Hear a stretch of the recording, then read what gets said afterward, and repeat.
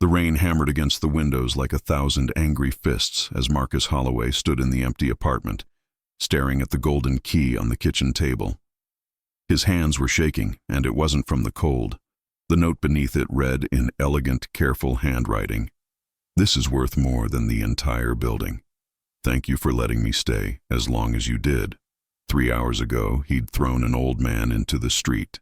Now, holding this key, Marcus felt something he hadn't experienced in 15 years of being a landlord, pure, ice-cold fear, because he recognized that handwriting, and if he was right about who that tenant really was, he hadn't just made a mistake.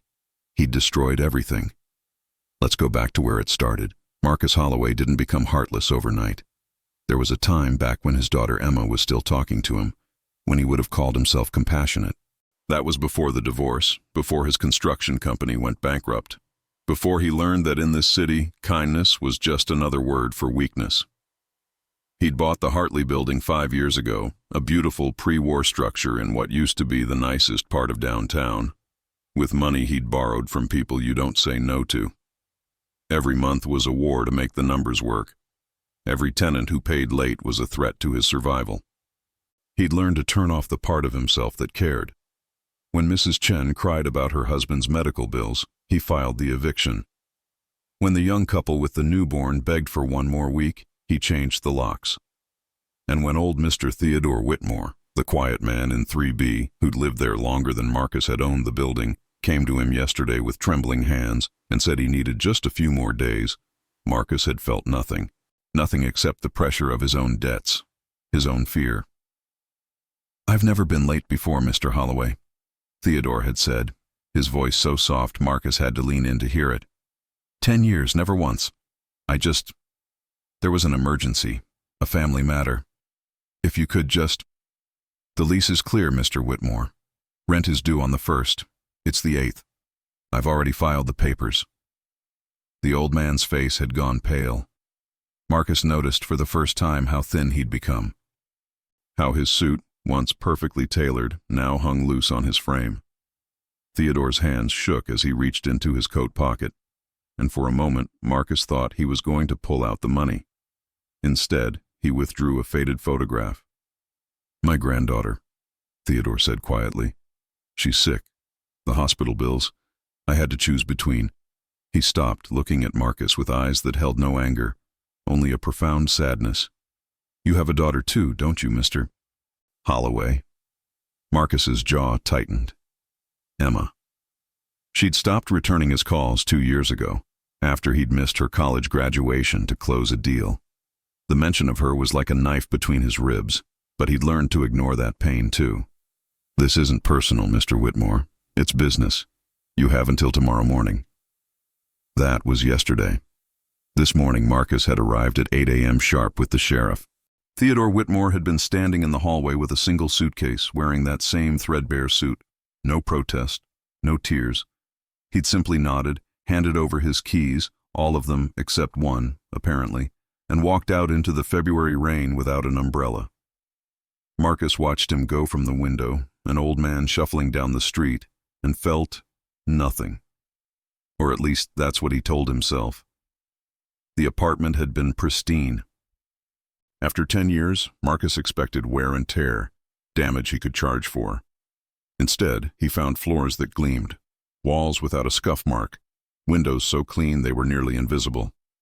It was like Theodore had spent his final night erasing every trace of himself. Every trace except the key. And the note. Marcus picked up the key now, feeling its weight. It was old, Victorian era perhaps, with intricate scrollwork and a head shaped like a rose. He'd seen keys like this before, in the Historical Society's exhibit about the neighborhood's founding families, the Hartleys, the Vandermeers, the Whitmores. Oh God, Whitmore. His phone buzzed, a text from his loan officer. "Payments due Friday, no extensions." 3 days. Marcus needed to renovate 3B and get a new tenant in immediately. Someone who'd pay double what Theodore had been paying. He needed to stop thinking about sad old men and mysterious keys and focus on survival. But his hands wouldn't stop shaking. He turned the note over. On the back, in the same elegant script, "Basement, behind the furnace, where it all began. Marcus felt his heartbeat in his throat. The Hartley building had been constructed in 1887 by the Hartley Foundation, a charitable organization that built affordable housing for immigrants and working families. He'd learned that when he bought the place, though he'd never cared much about the history. What mattered was the property value, the rental income, the numbers. The basement was a place he avoided, dark, damp, full of ancient pipes and spider webs. But now, with the key burning in his palm and that note echoing in his mind, Marcus found himself walking toward the stairs. The fluorescent lights flickered as he descended, casting strange shadows on the concrete walls. The furnace rumbled in the corner, a beast from another era that somehow still worked. Behind it, just as the note had said, he saw something he'd never noticed before. A door. Small, painted the same gray as the walls, easy to miss if you weren't looking for it. And in that door, a lock that perfectly matched the key in his hand. Marcus hesitated. Every instinct screamed at him to walk away, to forget this, to renovate the apartment and move on. But something else, something he thought he'd killed years ago, made him slide the key into the lock. It turned with a soft click that sounded like fate.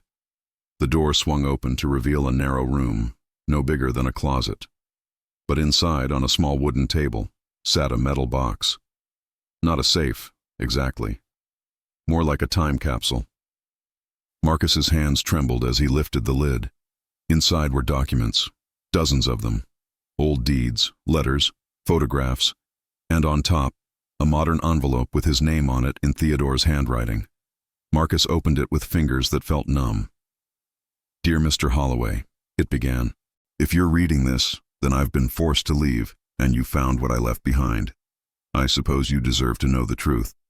My grandfather, Theodore Whitmore Sr., was the chief architect of the Hartley Foundation. He designed this building, along with 17 others in this neighborhood, with a single purpose, to ensure that working families would always have a safe, affordable place to live. The foundation was dissolved in 1952, but the buildings were protected by a covenant, a legal promise that they would never be converted to luxury housing or sold for profit above a certain threshold." Marcus felt his stomach drop. "I've been living in 3B for 37 years, Mr. Holloway, not 10. I was here long before you bought the building. I stayed quiet when you raised the rents on everyone else. I paid my rent early every single month because I was trying to protect them, to buy them time. I've been searching for these documents for years, hoping to prove that the building is still under covenant protection. 3 weeks ago, I found them, in this room, in this building you now own." The letter continued, and with each word, Marcus felt the ground crumbling beneath his feet. The covenant states that if the terms are violated, if tenants are evicted unjustly, if rents exceed the adjusted fair market rate, if the building is sold to developers, the property reverts to the Hartley Trust, which still exists. These documents prove that you, Mr. Holloway, have violated the covenant 43 times in the past year alone. Every eviction, every rent increase, every threat. It's all documented. And according to the law, the trust can seize the building and all its assets with no compensation to the current owner. Marcus sat down hard on the concrete floor. 43 violations. He'd lose everything. The building, his investment, everything he'd borrowed to buy it. He'd be ruined. Worse than ruined, he'd owe money to people who didn't accept bankruptcy as an answer. But the letter wasn't finished. "I could have submitted these documents weeks ago, Mr. Holloway. I could have destroyed you the moment I found them. But I'm old, and I've seen enough destruction for one lifetime. So I made a choice. I decided to give you a chance. Not for your sake, for the sake of all the families you could still help, if you chose to. My granddaughter's medical emergency was real. I did have to choose between her bills and rent. And when I came to you, asking for compassion, I was testing you. I was praying that somewhere in your heart, the man your daughter used to know was still alive." Tears blurred Marcus's vision. He wiped them away angrily, but they kept coming. "You failed that test, Mr. Holloway, but I'm going to give you something I wish someone had given my grandfather before he lost everything trying to help people who didn't appreciate it. A second chance." In this box, you'll find the original covenant documents, all the evidence of violations, and the contact information for the Hartley Trust's attorney. You have two choices. You can destroy these documents, continue as you have been, and eventually the trust will find out another way. Or you can do what my grandfather would have done. You can honor the covenant, lower the rents to fair rates, stop the evictions, turn this building back into what it was meant to be, a home for people who need one. If you do that, I'll make sure the trust knows you're in compliance. The building will be yours, free and clear. Marcus's breath came in ragged gasps. He reached into the box with shaking hands and pulled out the stack of documents. Page after page of evidence, photos of eviction notices, copies of lease agreements with illegally high rents, testimonials from former tenants. It was all here. His entire empire of cruelty, documented in excruciating detail. And beneath it all, a small notebook. Theodore's journal. Marcus opened it to a random page and saw an entry from 6 months ago. Mr. Holloway denied Mrs. Chen's request for a payment plan today. She cried in the hallway for an hour. I gave her what I could from my own savings, but it's not enough. I'm running out of money trying to help them all. I don't know how much longer I can keep this up, but I can't abandon them. My grandfather would never forgive me. Page after page of the same thing. Theodore, quietly giving away his own money to help the other tenants, sacrificing everything to protect people Marcus was actively trying to remove. And then, the final entry, dated yesterday morning. Tomorrow I'll be evicted. I've failed everyone. The covenant documents are in the basement now. Maybe Holloway will find them. Maybe he'll do the right thing. Or maybe he'll destroy them and prove that my grandfather's dream was always doomed. Either way, my part in this story is over. I'm going to stay with my granddaughter for a while. She needs me more than this building does. I just hope whoever lives in 3B next appreciates the sunrise from that east window. It was always my favorite part of living here. Marcus slammed the journal shut, his whole body shaking. The sunrise. Every morning for 10 years, no, 37 years, Theodore had watched the sunrise from that window, and Marcus had thrown him out without a second thought, without even asking why he was late, without seeing the man, only the missed payment. He looked at his phone. 4:47 p.m. Theodore had been gone for 8 hours. 8 hours in the freezing rain with nowhere to go, except to a granddaughter who was probably in the hospital. Marcus didn't even know her name, didn't know which hospital, didn't know anything about the man whose life he'd just destroyed. But he knew Theodore's handwriting, and he knew where to start. Marcus stood up, clutching the documents to his chest. His phone buzzed again. Another text from his loan officer, more urgent this time. Friday, payment due, no extensions. He could sell these documents to the highest bidder, probably some developer who'd find a loophole, or he could destroy them and keep running his building the way he had been, hoping the trust never found out. Or he could do what a man he'd never really known had given him the chance to do. He could choose differently. The next morning, Marcus stood in front of the building with a stack of envelopes. Inside each one was a letter, handwritten, personal. It had taken him all night, but he'd written one for every tenant. The letter said the same thing, more or less. Effective immediately, rents were being reduced to fair market rates based on the 1887 covenant. All pending evictions were canceled. All late fees were forgiven. And any tenant who had been evicted in the past year was welcome to return at the original covenant rates. Mrs. Chen was the first to arrive, clutching her letter with shaking hands. "Is this real?" she whispered. You're not going to change your mind. It's real," Marcus said. His voice sounded strange to his own ears. Softer. "I'm sorry. For everything. I'm going to do better." One by one they came. The young couple with the baby. The grad student who'd been sleeping in his car. The retired teacher living on Social Security. People Marcus had seen as problems, as obstacles, as numbers on a spreadsheet. Now he saw them as Theodore must have seen them, as people who deserved a home. But the one person he needed to see wasn't there. It took Marcus 3 days to find him. 3 days of calling hospitals, checking with social services, following leads that went nowhere. Finally, A nurse at Sacred Heart Hospital mentioned a Theodore Whitmore who'd been staying in his granddaughter's room, sleeping in the chair beside her bed. Marcus found him on the 4th floor, pediatric oncology. Theodore looked smaller than he had 4 days ago somehow. Older.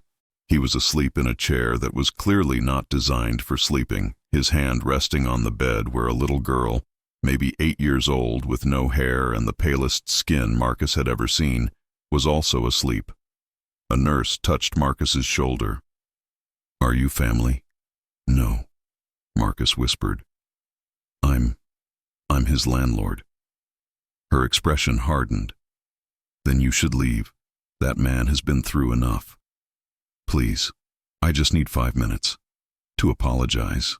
The nurse studied him for a long moment, then nodded. 5 minutes. And if you upset him, I'm calling security." Marcus approached slowly, his heart pounding. He'd rehearsed what to say 100 times, but now all his words felt inadequate. He stood there, useless, until Theodore's eyes opened. The old man blinked, disoriented. Then he saw Marcus, and something shifted in his expression. Not anger, not fear, just resignation. "Mr. Holloway," Theodore said quietly, "you shouldn't be here." "I know, I'm sorry. I found the key, and the documents, and I read your journal." Marcus's voice cracked. "Mr. Whitmore, I'm so sorry. For everything. I've lowered the rents, stopped the evictions, everyone's coming back, and I wanted you to know that 3B is still yours, for as long as you want it, at the covenant rate. I'll pay the back rent myself, and anything else you need for your granddaughter." Theodore stared at him. "Why?" "Because you gave me a choice, and I chose wrong the first time. I'm choosing differently now." The little girl stirred in the bed. Her eyes opened, bright blue, alert, despite everything she was going through. "Grandpa?" she whispered. "Who's this?"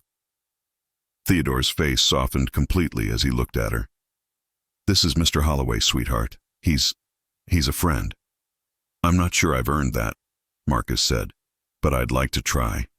The girl smiled, a smile that transformed her pale face into something radiant. "Grandpa says you have a daughter too. Is she nice?" Marcus felt something break open in his chest. "She used to think so, before I forgot how to be a good dad."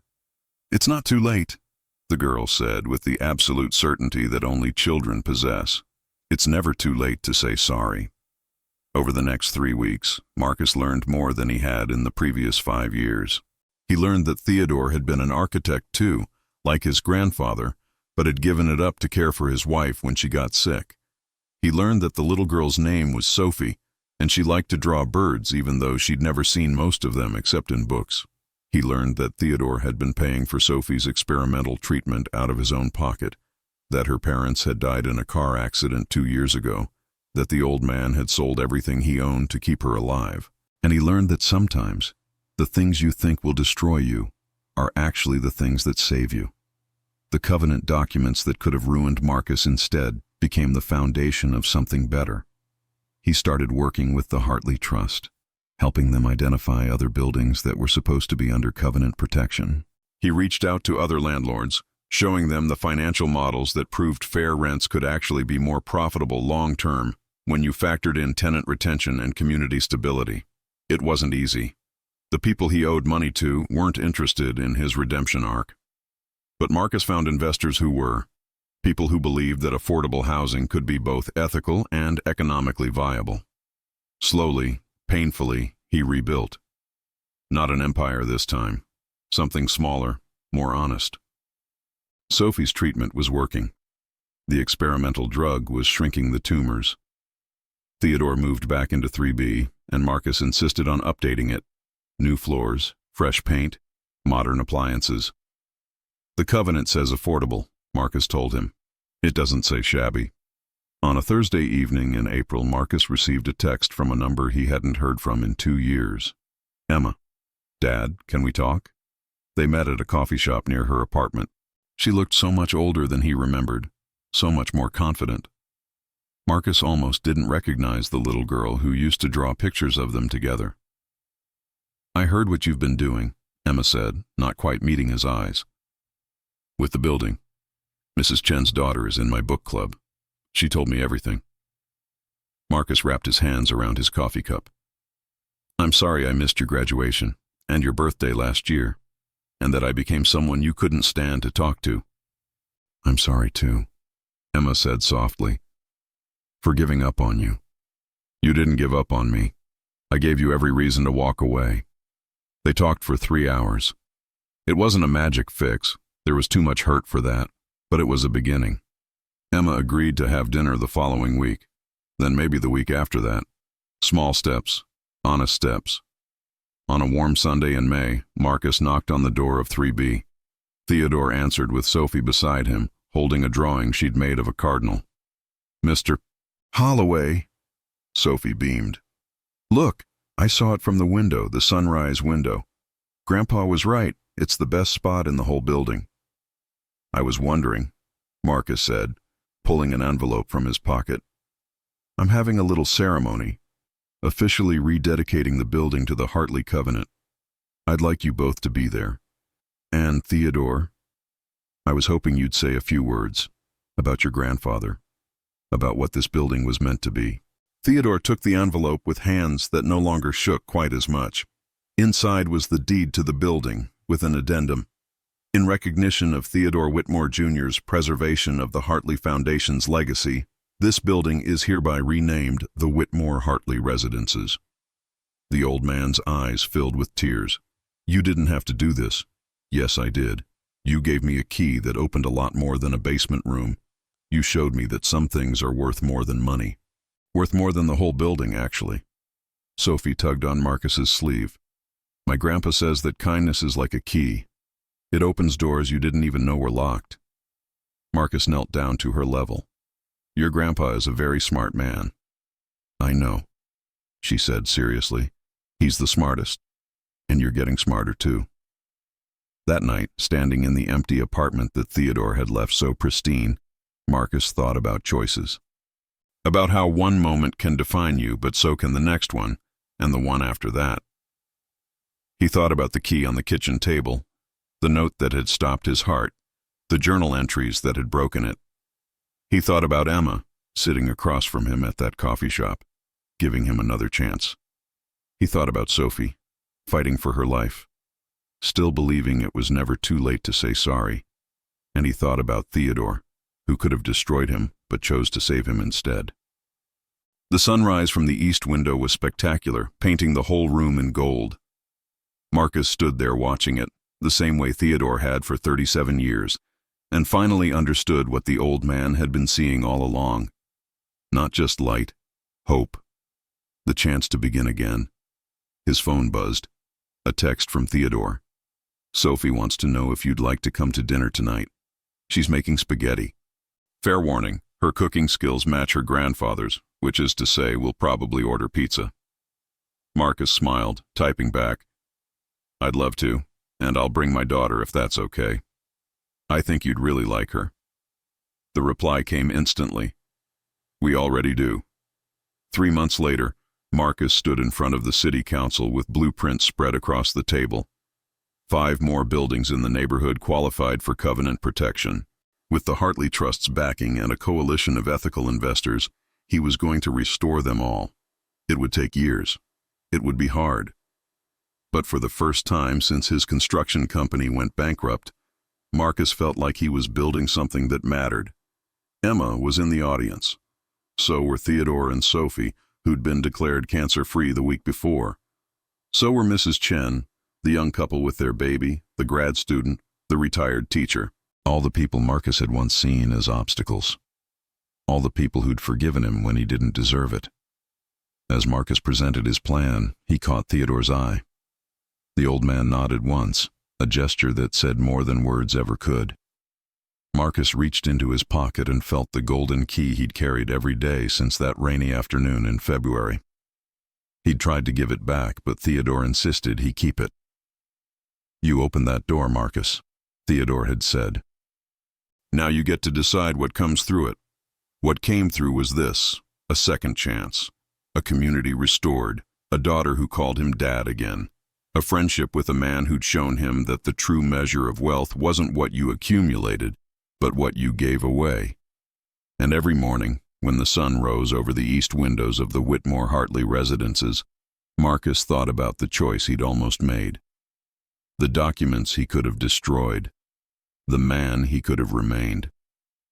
But mostly he thought about the key on the kitchen table and the note that changed everything. This is worth more than the entire building. Theodore was right. It was worth everything.